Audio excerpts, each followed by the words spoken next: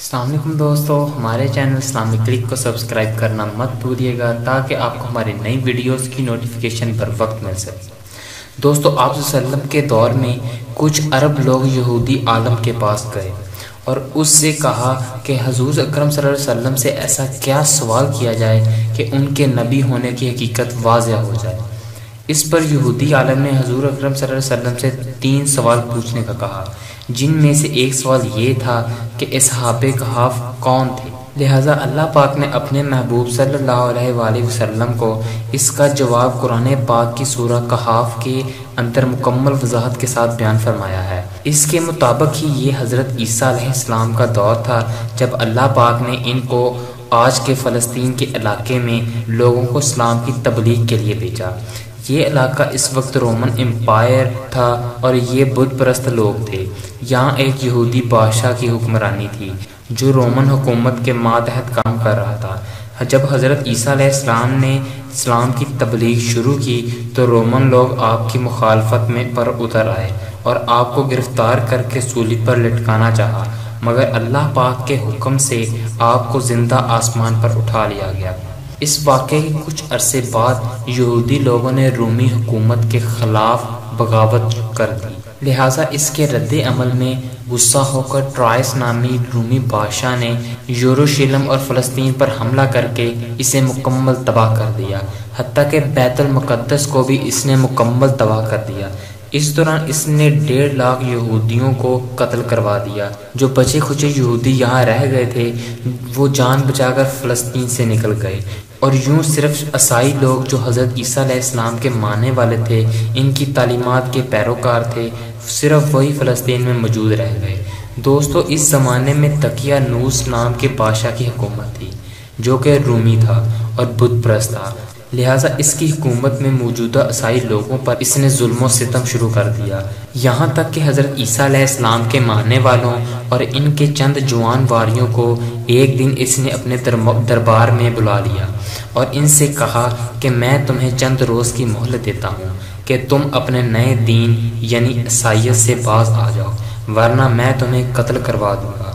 دوستو، عیسیٰ علیہ السلام کے پیروکار یہ نوجوان لوگ دراصل اصحاب کہف تھے، جن کے واقعہ کا ذکر قرآن پاک میں سورہ کہف میں وضاحت سے موجود ہے۔ ان نوجوانوں نے جب یہ دھمکی سنی تو شدید پریشان ہو گئے، کیونکہ وہ اس بادشاہ سے لڑنے کی طاقت نہیں رکھتے تھے اور نہ ہی اس شہر میں رہ کر عیسائی تعلیمات جاری رکھ سکتے تھے، ورنہ دقیانوس بادشاہ ان کو قتل کروا دیتا۔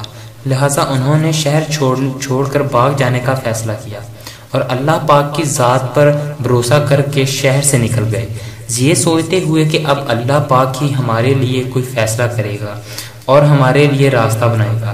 یہاں تک کہ سوتے سوتے ان پر 300 سال کا عرصہ گزر گیا، یعنی 300 سال برس تک یہ لوگ اس غار میں ہی سوتے رہے۔ دقیانوس نے جب ان لوگوں کو تلاش کروایا تو اسے معلوم ہوا کہ یہ لوگ اس غار کے اندر موجود ہیں، تو وہ بے حد غضب و غضب کا شکار ہوا، لہٰذا اس نے غصے میں آ کر حکم دیا غار کو سنگ دوار لگا کر بند کرا دیا جائے تاکہ یہ لوگ اس غار میں رہ کر ہی مر جائیں اور کبھی باہر نہ آ سکیں۔ جبکہ اس نے جس شخص کے ذمہ یہ کام لگایا وہ بہت ہی نیک دل اور ایماندار آدمی تھا۔ اس نے صحابہ کہف کے نام اور ان کی تعداد اور پورا واقعہ ایک تختی پر کندہ کروا کے تانبے کے صندوق پر رکھ کے دیوار کی بنیادوں پر رکھ دیا، اور اس طرح ایک اور تختی شاہی خزانے میں بھی رکھوا دی۔ اس 300 سال کے عرصہ کے دوران دقیانوس بادشاہ مر گیا اور کئی بادشاہ اور کئی حکومتیں آئیں اور چلے گئیں، یہاں تک کہ 300 عیسوی میں رومن امپائر نے بھی عیسائیت اختیار کر لی۔ اس زمانے کے بعد یعنی 446 عیسوی میں بدروس نامی عیسائی بادشاہ کی حکومت آئی، جو کہ ایک نیک دل اور انصاف پسند بادشاہ تھا، اور اس نے 68 سال تک شان و شوکت سے حکومت کی۔ اس کے دور میں مذہبی فرقہ پسندی جب عروج پر پہنچ چکی تھی اور لوگوں میں مرنے کے بعد دوبارہ زندہ کیے جانے اور قیامت کا یقین ختم ہوتا جا رہا تھا، تو اپنی قوم کا یہ حال دیکھ کر بدروس نامی بادشاہ انتہائی سنجیدہ ہوا اور ایک روز اپنے مکان کی تنہائی میں جا کر بند ہو گیا۔ یہاں وہ اللہ کی بارگاہ میں بے قراری سے دعا کرتا رہا کہ یا اللہ، کچھ ایسی نشانیاں ظاہر فرما تاکہ میری قوم کے لوگوں کا ایمان پھر سے تازہ ہو جائے۔ اللہ پاک نے اس کی یہ دعا قبول فرمائی۔ لہٰذا ایک روز ایک چرواہا اپنی بکریاں ٹھہرانے کے لیے اس غار کے پاس پہنچا۔ یہ وہی غار تھی جس میں اصحاب کہف موجود تھے اور اس میں سو رہے تھے۔ اس چرواہے نے چند لوگوں کو ساتھ لے کر اس دیوار کو گرا دیا۔ اس دیوار کے گرتے ہی دیوار گرانے والے پر ایسی حیت اور خوف طاری ہوا تو سب لوگ گھبرا کر بھاگ گئے۔ یوں اللہ پاک کے حکم سے اصحاب کہف بیدار ہوئے اور ایک دوسرے سے سلام و کلام میں مشغول ہو گئے۔ جب انہیں بھوک لگی تو اپنے ایک ساتھی جس کا نام یملیخا تھا اس سے کہا کہ تم بازار جا کر نہایت خاموشی سے کھانا لے کر آؤ اور یہ بھی معلوم کرنا کہ دقیانوس ہمارے بارے میں کیا ارادہ رکھتا ہے۔ جب یملیخا غار سے نکل کر بازار پہنچے تو یہ دیکھ کر حیران رہ گئے کہ شہر میں ہر طرف اسلام کا بول بالا اور چرچا ہے، حتیٰ کہ لوگ حضرت عیسیٰ علیہ السلام کا کلمہ پڑھ رہے ہیں اور تعلیمات پر عمل کر رہے ہیں۔ اس کشمکش میں یملیخا دکان پر کھانا لینے کے لیے پہنچے اور کھانے کی قیمت کے بدلے میں دقیانوسی زمانے کا سکہ دکاندار کو دے دیا، جو کہ ظاہر ہے 300 سال پہلے کا تھا اور اب بند ہو چکا تھا، حتیٰ کہ اس کو پہچاننے والا بھی کوئی باقی نہ رہا تھا۔ جب دکاندار نے یہ سکہ دیکھا تو اسے شک ہوا کہ اس کو کوئی پرانا خزانہ مل گیا ہے، لہٰذا اس نے یملیخا کو سپاہیوں کے سپرد کر دیا تاکہ وہ اس سے خزانے کے بارے میں پوچھ گچھ کر سکیں۔ سپاہیوں نے اس سے پوچھا، بتاؤ یہ خزانہ کہاں ہے؟ اس نے کہا، میرے پاس کوئی خزانہ نہیں ہے، یہ ہمارا سکہ ہے۔ سپاہیوں نے کہا، تم جھوٹ بول رہے ہو، یہ سکہ 300 سال پرانا ہے اور تم ابھی جوان ہو۔ یملیخا نے کہا، یہ تم چھوڑو، پہلے تم بتاؤ دقیانوس بادشاہ کا کیا حال ہے؟ سپاہیوں نے یہ سنا اور جواب دیا، آج اس نام کا بادشاہ اس زمین میں موجود نہیں، مگر ہاں سینکڑوں سال پہلے ایک بے ایمان بادشاہ گزرا تھا، وہ بت پرست تھا۔ یہ سن کر یملیخا پریشان ہو گئے اور کہنے لگے، ابھی کل ہی اس کے شر سے بچ کر ہم لوگ بھاگے تھے اور میں اور میرے ساتھی قریب غار میں چھپ گئے تھے، جبکہ میرے باقی ساتھی بھی اس وقت غار میں موجود ہیں۔ تم میرے ساتھ چل کر خود ہی ان کو کیوں نہیں دیکھ لیتے؟ جب سپاہی اور شہر کے لوگ کثیر تعداد میں پہنچے تو اصحاب کہف یملیخا کے انتظار میں تھے کہ اس کو آنے میں بہت دیر ہو گئی ہے اور بادشاہ نے اس کو گرفتار نہ کر لیا ہو۔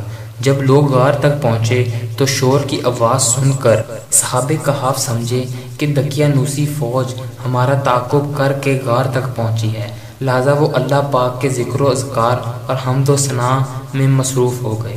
سپاہیوں نے غار میں پہنچ کر وہ تانبے کا صندوق برآمد کر لیا اور اس تختی کو پڑھا تو سارا واقعہ سامنے آ گیا کہ یہ دقیانوس بادشاہ سے بچ کر یہ مسلمان کی ایک جماعت اس غار میں چھپ گئی ہے اور دقیانوس نے اس غار کے منہ پر ایک دیوار بنوا دی، تو جب کبھی یہ دیوار گرے تو اصحاب کہف کے بارے میں لوگ جان جائیں۔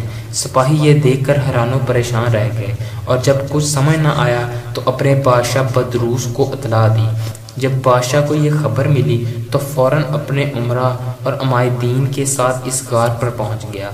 تو اصحاب کہف نے سارا واقعہ بادشاہ کو بتایا تو بدروس بادشاہ نے سجدہ ریز ہو کر اللہ سے شکر ادا کیا، یا اللہ میری دعا قبول ہوئی، آپ نے ایسی نشانی ظاہر فرما دی کہ انسان موت کے بعد زندہ ہونے کا یقین ضرور کرے گا۔